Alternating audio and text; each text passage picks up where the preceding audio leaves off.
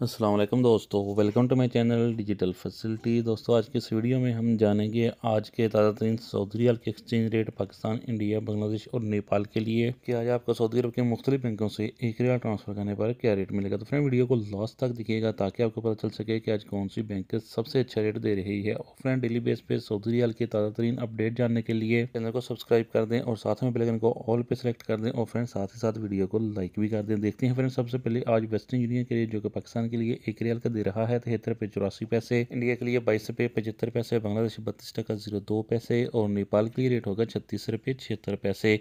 Friend, टिकमो app Pakistan के लिए दे रहा है 74 रुपये 08 पैसे, बेहतरीन रेट है और हाई रेट है, जबकि इंडिया के लिए 22 रुपये 71 पैसे, बांग्लादेश 32 टका 35 पैसे और नेपाल के लिए रेट होगा 36 रुपये 58 पैसे। फ्रेंड, बात करें इंजाज बैंक की तो पाकिस्तान के लिए दे रहा है 73 रुपये 46 पैसे, इंडिया के लिए 22 रुपये 75 पैसे, बांग्लादेश 32 टका 35 पैसे और नेपाल के लिए रेट होगा 36 रुपये 64 पैसे। फ्रेंड, यूआर पे पाकिस्तान के लिए दे रहा है 73 रुपये 61 पैसे, इंडिया के लिए 22 रुपये 70 पैसे, बांग्लादेश 32 टका 18 पैसे और नेपाल के लिए रेट होगा 36 रुपये 60 पैसे।